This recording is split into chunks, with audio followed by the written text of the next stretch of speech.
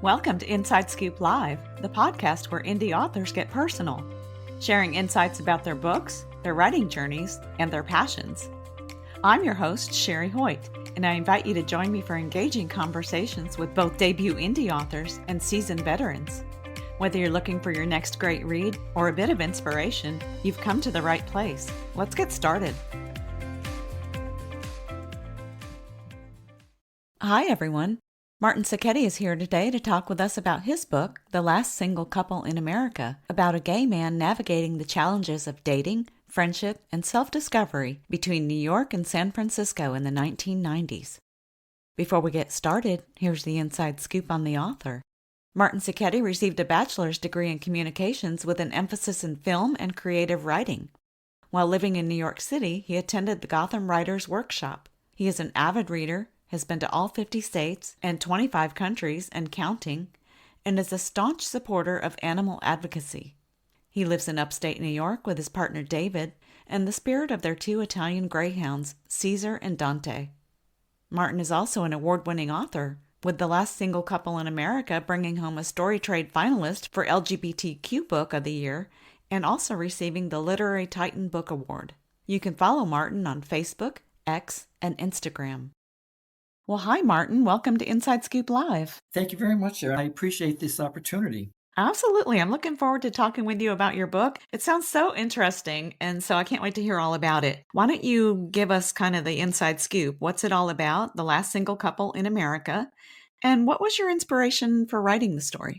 Okay. The novel is about Jude. He's about to turn 30-year-old gay man, and Francine, his straight female best friend, who together juggle love, sex, and friendship in the 1990s. And their friendship is strained when Jude unknowingly sleeps with the same guy that Francine slept with and was hoping to start a relationship with, so puts a crack in their friendship. As for inspiration, I always loved writing, but I never dreamed I would ever write a novel until I read Carrie Fisher's Postcards from the Edge back in the 90s. And I absolutely fell in love with her style. Her humor was so sardonic and edgy, and she made it seem so effortless that reading Postcards really inspired me. And that's when I first contemplated the idea of ever even attempting to write a novel. And shortly after that, the inspiration for writing The Last Single Couple in America came to me when my friend, the Francine of my life, had a wasp infestation in her apartment kitchen. And it was such a bizarre scene, seeing dozens of lethargic wasps like just hanging around her kitchen. Yeah. And I thought that would make such a great original opening to a novel. So it's kind of a strange source of inspiration because it doesn't involve Francine or Jude or being gay or anything. That is what I attribute to writing my book. I love that story. I think that the backstory behind the inspiration for the story is sometimes just almost as exciting to me anyway as the story itself. Yeah, you never know where inspiration is going to come from, but as long as it's inspiring, go with it. Yeah, absolutely. So tell me a little bit about the title. I love it. It's different. It's kind of a unique perspective on singlehood. What does the title mean, and how does the theme evolve throughout the story?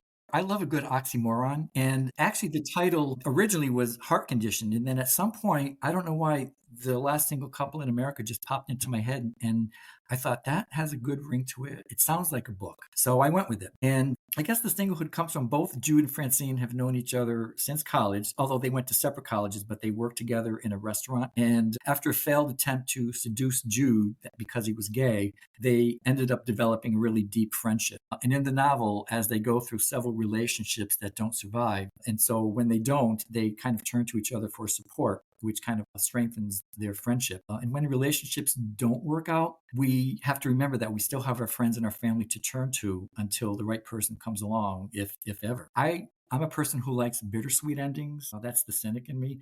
But I'm also an optimist and always have hope. Well, I wanted to portray a bittersweet ending that though things may not work out with a partner this time, hopefully sometime in the future they will. And until they do, your friends are there as your built-in support. Wow. Yeah. I'm excited about this book. Well, thank you. The setting, the 90s setting, kind of creates a nostalgic backdrop. Why this era? What draws you to this era, and how did it influence the characters' journeys? Well, there were actually three reasons why I set the story in the 90s. The first, I actually started the novel in the mid 90s. Oh, So wow. I got to a point where I was writing a party scene and I got kind of lazy creatively. I said, I don't know how to write a party scene. You got to juggle all these people, and parties are kind of boring because people just stand around and talk and eat crackers and cheese and drink wine. So I stopped writing and I started doing a journal for the 90s. But I returned to the book in January 2020, right before the pandemic. So because I started it in the 90s, I decided to keep it in the 90s. The second reason, as you said, as you pointed out in the question, nostalgia.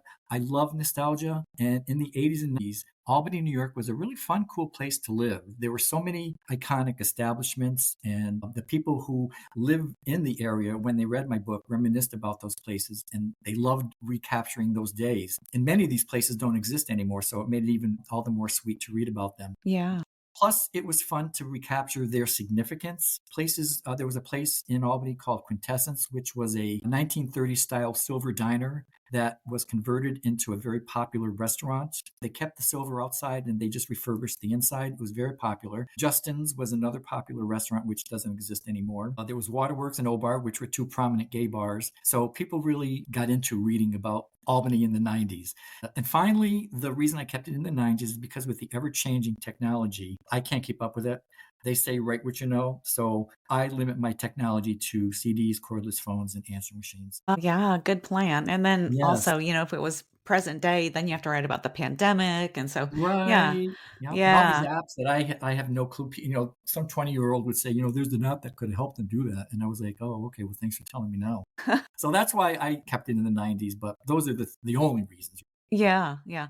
I love the feedback you're hearing from people that lived in Albany or live in Albany because, I mean, everyone loves to see themselves represented in literature for sure. But then Yes. when you can connect with a setting like that, oh, I've been to that place, it's kind of cool when you're reading that in a novel. I've been there, yeah. Yeah, exactly. And that's why it was fun to write because a lot of those places are gone now. It was fun to kind of recapture those days because they were really great, very fun places to go. It Yeah. was fun in the 80s and 90s.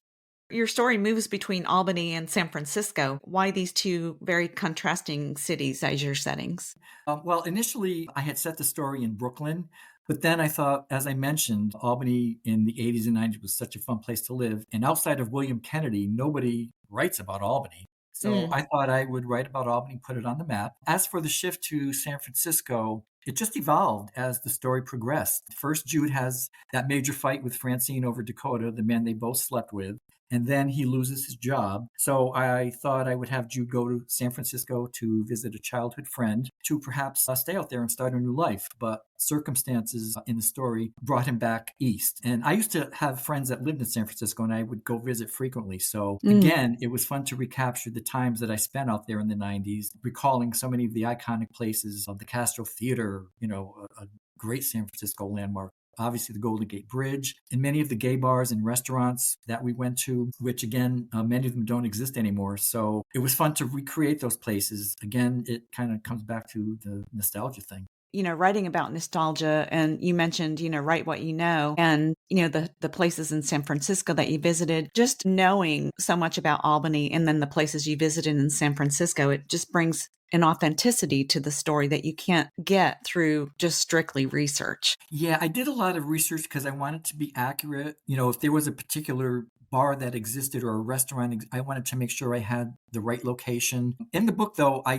kind of mixed real places with fictional places. Like in Mhm. Albany, Waterworks and O-Bar are real bars that existed. But there was one bar that I actually created. It was called Eight Balls. There was no Eight Balls in Albany, but I just created that name. Mhm. That's a fun name. Yeah, Now, the friendship between Jude and Francine kind of sits at the heart of your story. right. What drew you to explore this dynamic between a gay man and a straight woman? I don't know. I guess it seems that every gay man seems to have a straight female friend, and gay guys are more apt to befriend a straight woman rather than a man. I guess they relate to straight women more, but plus they both have men in common, and it's more fun, I guess, to compare notes, something they can't readily do with a straight man. Plus, look at Will and Grace. Jude and Francine have a similar relationship, but in fairness to me, I actually started my novel before Will and Grace was a twinkle in NBC's eyes. Oh, wow. And because I have a Grace Francine in my life, so it just came natural to write about this particular gay guy, straight girl dynamic. Yeah. That's the funniest show ever. I know. Oh my gosh. I get feeds on my Facebook page with clips from Will and Grace, and I have to watch them all because they're so hysterical. Jack and Karen are probably two of the best supporting characters in the history of TV. Absolutely. They're almost like the lead, yeah. I know, I know. Now, Jude's character is both kind of narcissistic, but he's also very likable. What went into crafting such a complex protagonist? I think in both the gay and straight world, society emphasizes appearance. And in a rom Mm, com, you kind of want your characters to be appealing to the reader. So I wanted you to be someone who worked at looking good and being his best, but I didn't want him to be an egomaniac. Again, you want your reader to be able to like the character and relate to the character in some way. So there was a humble side that I wanted to present to Jude as well. It's interesting that you think he's a narcissist. I kind of saw him more as being vain than narcissistic, but that was my intent. So okay, okay. Yeah, yeah. Now, you mentioned Jude is turning 30, and that's a significant milestone. Why is this milestone why does it create so much anxiety for him? I think that everyone, gay or straight, has an aversion to growing old. And again, society puts so much negative pressure on getting older that for some reason, turning 30, I think, is an age that sort of indicates a transition heading into midlife. So Jude was kind of dreading going from one youthful decade, his 20s, to a decade that indicated middle age. But at the end of the book, he realizes that as he's heading into his 32nd year, he feels no different than when he was in his 20s. So the good thing about age is it builds wisdom, experience is the best teacher, and Jude kind of developed both. Yeah. Yeah, because you always get that, and then when you get in your 30s, you're like, well, I don't feel old. I'm not old. I don't want to be old. So you kind of just go with the flow. You really can't stop time. But it really is, the 30s particularly, there's no difference really between 30. I mean, I was flipping out when I turned 30. I remember when my father turned 65, I was upset because I said, I can't believe I have a father on Medicare. Oh So, my goodness, I yeah. know. And then 30 is a big deal, though. You're right. The way you put it, your 20s, it's all about youth and crazy and experimenting and, having fun. And then all of a sudden you're 30 and you're expected to be a grown up. Exactly, exactly. And yet, I went through that too, and there was no difference. There was no Right. difference. It's all a state of mind. If you feel old, you're going to act old. If you feel young, you're going to act young. Yep. So true. So true. Now, family dynamics also play a significant role in Jude's story, particularly around his father and his illness. How do these relationships shape who he becomes? Since Jude comes from a very close Italian family, family ties and values were instilled in him at an early age. Family is important to him, and I think that he extends those loyalties and family values to his friends, especially Francine, and really to all his close friends. When we get older and our family members are gone, particularly in the gay world, our friends become our family and our foundation. He expects those ties to be reciprocal in a partner, and unfortunately, he hasn't met that person in his life yet. So throughout the book, he wants to find those standards of loyalty in a partner. But until then, he reflects those onto his friends. He was in San Francisco. He laments the time that he had wasted not speaking to Francine. And as one reviewer of my book pointed out, Jude and Francine's relationship really is as close as brother and sister. So there is that family dynamic that he brings to friendships in that play between them. And even with Dominic, his sidekick, Jude is like a big brother to him, though Dominic amusingly refers to him as his sister, which is a gay thing. I love that friendship and family kind of intertwine in his mind. I mean, it's like Yeah, yeah, it's a big exactly. And because it's so instilled in him through his family. His family's very close, and I think that he wants that in his friendships as well. Loyalty is very important to him. yeah. Now, you have several memorable supporting characters. Do you have a personal favorite, one that maybe was perhaps the most fun to write about or one that you like the best? Can you tell us a little bit about that character? Sure. Well, first, I made a vow to my parents that I would someday write a novel and dedicate it to them, but I wasn't sure if I would ever write another book. So in my dedications, I had to include my friend Joyce Hunt Bouye, who is the Francine in my life, and to my partner Dave Tassone, who always believed in me when I didn't quite believe in myself. I sometimes doubted if I would ever finish a novel or if it would ever be published. So when I revived The Last Single Couple in America back in January 2020, both my parents had passed away by that point. So I decided that I was going to name Jude's mom and dad after my parents. Dolores and Augie, Augustine, but Augie for short. And I went a step further and wrote his parents in the same image of my parents. So in the book, his parents are an absolute reflection of who my mom and dad were. They were characters in their own right. So especially my mom, so they were easy to write. Everyone who read the book loved the parents. So I felt that I not only dedicated the book to them, but I also made them a significant part of the book. So I felt happy about that. Yeah. So after my parents, after because they're kind of special to me in that sense, I'd have to say my favorite character is Dominic, Jude's constant sidekick. He's wildly comedic. He's outrageous and fun-loving, but I wanted to show a different side of him, a dramatic side, to give him more depth. I didn't want it to be the caricature, funny sidekick. Mm-hmm. I had him have an AIDS scare after partaking in unsafe sex, which leads him to confess to Jude about a close sibling who was killed by a drunk driver when they were younger. He saw the anguish in his parents that they went through losing a child, and he didn't want to be the cause of that anguish again, even though Jude convinces him that AIDS isn't, at that point in the 90s, AIDS wasn't a death sentence.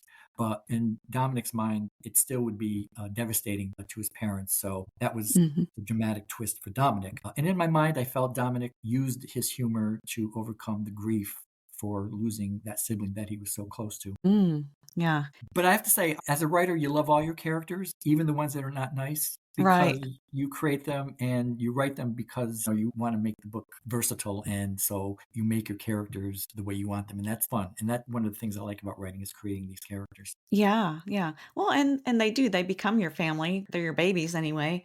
Right, And right, exactly. They're like children, they're your creation, so but, Dominic would probably have to since the question was asked, I'd have to say Dominic was probably the standout character for me. when you were writing the book, did any of your characters surprise you? Like, did they kind of go off on a path you didn't expect or anything like that? The whole book surprised me. I look at it and I can't believe I have a book published, and the funny thing is I can't write from an outline because invariably I get off course, and so the outline becomes obsolete. So I basically let the characters dictate the story. When I sit down and write, I start with a general seed of an idea, like the last single cup in America was the bee infestation. That was the general seed for the idea, and then the book just kind of exploded from that. I had no idea where it was going. And so as I write, things come to mind. For example, his fight with Francine. After the fight, I had him lose his job and I sent him to San Francisco, which opened up the storyline and allowed me to give Jude some crazy, wild adventures while he was in San Francisco. So just writing with no concrete idea kind of feeds my imagination. I know that's kind of a weird way to write, and probably there are people that really need that structure of an outline, but I can't write like that. I need to kind of just be free form. So Yeah. and the only way to write is to sit down and write. So that's what I Yeah. do. I sit down and I'll write something, and then that leads to something else. And it's funny because when I first started writing this book, I had the beginning. And then when I changed the title to The Last Single Couple in America, suddenly I had the last scene in my head. So what I needed to do was just kind of bridge the two. And when I started writing again, right before the pandemic in January 2020, it just kind of flowed. And it took me about a year to write. I started in January and I finished the day before New Year's Eve. Oh, wow. Yeah. What was it like picking it up after all those years? You said you started it back in the 90s. Yeah, well, as I said, I had the beginning and the end, and it just kind of all of a sudden, I don't know, it was like I was unconscious or something because I Yeah. just started to write it again, and I got through that party scene. I did the party scene, which was my big downfall at first, but then from there, I really can't explain it. It just kind of came to mind, flowed. There were times when I Yeah. was like stuck over there, I was like, oh no, where do I go? Where to go? But you think about it, and eventually you come up with a solution. So it was fun to write. And yeah, I just don't know. It just emerged out of me. Yeah. I love that. I love the way it happens naturally. Yeah, yeah. Your characters are all such vivid personalities. What's your process for developing such personalities in relatively few words? Well, geez, thank you for saying that. I don't think I really have a process. As I said, Yeah. I'm kind of a free form writer. I have a broad idea of who I want the characters to be, but other than that, I just let them evolve as I write. There's characters that come to mind as I was writing. Lawrence, for example, he's a friend of Connor's, one of Jude's potential boyfriends, and Lawrence is pompous and haughty and nasty to Jude because he's secretly in love with Connor, who's interested in Mm. Jude. So he just came to me while I was writing. And Lawrence was a really fun character. They all were fun to write, but Lawrence was a really fun character because he was the nasty one. And as I said, sometimes those nasty characters are more fun to write. I was one of those people that I grew up watching soap operas, and I always loved the villains and the villainesses because they just were so much more fun to watch. So Lawrence was one of those characters, and I wrote him into several scenes because I liked him so much. He's one of those characters that you love to hate. Yeah, I love the characters I love to hate, and you're absolutely right. They're the ones that stand out and, you just I can't think of a better way to put it, you just love to hate them. Yeah, exactly. Now, writing dialogue seems to come naturally to you as well. How did you ensure that your dialogue came across as authentic? I guess it does come naturally to me. When I took a creative writing class in college, I did an assignment that was heavy on dialogue, and my professor came to me and said I was going to appreciate an upcoming assignment which specifically was geared towards dialogue because she said that I had a gift for creating authentic dialogue. I had no idea. I mean, I was just writing. But when she told me that, I was really surprised. And so I don't know. It just comes naturally to me, I guess. You have to read it out loud because then that will tell you if it sounds authentic or not. And Yeah. unlike speaking dialogue and writing dialogue, there has to be a rhythm and a flow because you're hearing it, quotes around hearing, with your eyes, but it still has to remain true and realistic and have a ring of truth to the eye and the ear. I don't know. I was happy to hear her tell me that, but I enjoy writing dialogue as much as I enjoy writing narration. Yeah, yeah. You made a couple good points though about hearing it with your eyes. I never really made that connection before, but it's true. Yeah, Yeah. reading and hearing are really very different. In a book, the sentences and the words have to flow. They have to have a rhythm to them. And I don't know, I guess I just have an instinct for that. Yeah, yeah, because that can be really difficult to get right. Yes, and I read a lot and I read books and sometimes I'm like, "Oh my God, this dialogue is terrible." Yeah, yeah. And, it's like, Cringy. you wonder where the author was or where the editor was, to make it sound right. It is what it is, I guess. Right, right. How did you go about balancing weightier content with the humor? There seems to be a balance, and I feel like you do need that. How did that evolve?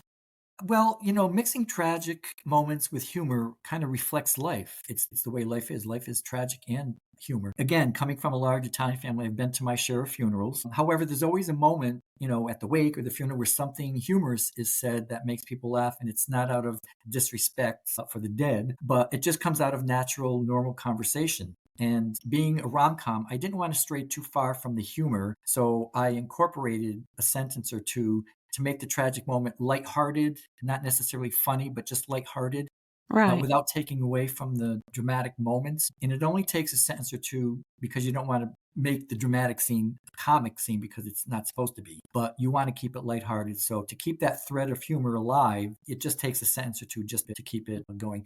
Just to give you an example, and it's not like a guffaw type thing, it's just kind of like to bring a smile on your face. When Jude and his mom take his father to Sloan Kettering, they're in the doctor's office and his assistant says, "Can I get you anything?" And being at Sloan Kettering is kind of like a depressing thing. So Jude responds, "Yeah, how about a double scotch?" So again, it's not a humor like ha ha ha type thing, but it's just kind of like a light sentence just to kind of break that constant drama. Right, right. And readers need that too. Otherwise, it can be exhausting. I mean, Yeah, yeah, not in exactly. a oh my god kind of way, but just it's a lot. Right. And it's difficult when you write something about, Sloan Kettering to bring humor, but as I said, it's just you want to give it just a little touch of it's a seasoning almost of just a lighthearted, just to kind of break that dread. Yeah, yeah. You talked earlier about finding inspiration through different things. Where did you find inspiration for some of the humorous scenes, like Jude's accidental porn audition? That just sounds fabulous. Well, again, after reading Carrie Fisher's Postcards from the Edge, I knew humor was what I wanted to write. Woody Allen was also another huge influence on me, so Mm, I wanted to interject humor wherever I could, whether it was a one-liner or a funny situation or both. Like the interview for the gay porn production company, the idea came to me because he was in San Francisco and he wanted to stay, so he was looking for jobs and came across this marketing manager position for this gay porn production company. I wasn't even going to write the scene because I had no idea what an interview at a gay porn production company would look like or sound like. But my friend, my fellow writer, my Francine, said, "You had to write that scene. You have to write it. It could be so very comical." So I accepted the challenge and I just let my imagination go wild. So Jude ends up going on the interview for what he thinks is the marketing manager position. And when he arrives for the interview, they take one look at Jude and think he'd be better off in front of the camera. So for a split second, he's thinking, wow, the money they say I could make. And then his Italian parents flashed before his eyes. So I gave it to my friend, my Francine, to read, and she said it was so funny. And other people who have read my book have commented that it's one of the funniest scenes in the book. So I guess I'm glad I took her advice. It's always good to have like a beta reader go through, because my friend, my Francine and I, every Friday, because she was writing a book too, and we would exchange the week's worth of writing and critique what we had submitted to each other. And so she said that, yeah, you definitely have a winner there with that scene. So I'm glad I took her advice. It's good to get input from other people, other writers. So I was glad I took her advice on that scene. Yeah, that's great. That's great that you have someone to bounce ideas off of each other and just to kind of, like you said, beta read each other's work. I love that. Yeah, yeah. Yeah. And it helps, because as I said, if I didn't tell her about that scene, I would have never written it. And she said, you have to write it. So I did. Yeah. And writing can be so lonely too. So it's nice to have that outside connection Yes, with your work. Yeah. absolutely. Yeah. Yes. Tell us about some of the feedback on your book. Was there anything that kind of just really stood out and made you say, wow? Yeah, I've had several reviews and they've all been 5-star. I actually received 2 awards for my book. I received a Book of the Year award from Literary Titan, and I was a finalist for the LGBTQ Book of the Year from Story Trade. So I got a nice, looks like almost like an Olympic medal. Yeah. And Wonderful. yeah, and Literary Titan had sent me a nice framed certificate along with the medallion that I got from Story Trade. So I always kind of wanted critical success rather than monetary. Monetary would be nice, but I always wanted my work to be appreciated. And so for me to get those awards was really, really meaningful. I was really happy to get those. So I feel like I've accomplished what I wanted. Yeah. Nice. Nice. What do you hope readers take away from your book? First and foremost, that being gay is normal. It's as normal as being straight. I hope to take away that friends and family can be as important, maybe more important than searching or having a significant other. And as Jude has an encounter with a tarot card reader, Madame Fortuna in San Francisco, and she tells him that our destinies will lead us down the path that we are meant to follow. And on that path, we will encounter all the things that are meant to be in our life. And so every choice we make is a brick in that predetermined road we are to follow. So kind of just go with the flow and enjoy life. Yeah. That's good advice. Thank you. So, what's next for you? Are you working on another book? Actually, yes. I started in January. It seems like January is the month when I start books. I started the last single couple in January, and now I started this new book in January. Its working title is Heart Condition, which ironically was the original title of Last Single Couple in America. Yeah. But I changed it because, as I said, I thought it had a nice ring to it. And also, my former boss and still friend is involved with a regional theater here in the area. And this September, they're having what's called a one play act festival. They're going to choose 6 one-act plays to be performed over 3 days. And after reading most of my book, she said, "Your dialogue is so good, you've got to write a play." So I actually wrote a first draft based on the last scene, which takes place on Jude's terrace on New Year's Eve, and he and Francine are going to watch the New Year's Eve fireworks display. But it wasn't long enough because a one-act play should be at least 30 to 40 minutes. So I was able to incorporate other parts of the book, flashbacks and whatever. Yeah. So I ended up with about a 35-minute play, which is about right. But I just want to go through it and spruce it up and make sure it's good. And then I'll submit it. And then hopefully, depending on how many entries they get, hopefully mine will be chosen to be performed. Well, that's So exciting. yeah, Yeah. so I got a lot creatively going on in 2025. Yeah. Yeah. And now you're not giving yourself a deadline of December to finish this one, are you? No, whatever happens, happens. I mean, it would be fun to get it done, whenever, but I'll Yeah. play it as it is. As I said, it took me about a year to do the first book, so I'm assuming it'll probably take me about the same time to do this book. Well, you're an old pro now. So, Yeah, yeah. let's hope. Let's hope. Well, Martin, did you have anything else you wanted to add today? No, I think we covered pretty much everything. Again, I really thank you for this opportunity. Well, thank you so much for joining the show and telling us a little bit more about you and your work. I was thoroughly enjoyable. Thank you. Thank you so much. You have a great day, Sherry. Thank you so much for joining me today for my interview with Martin Sacchetti, author of The Last Single Couple in America. You can follow Martin on Facebook, X, and Instagram. And be sure to check out our other interviews on InsideScoopLive.com.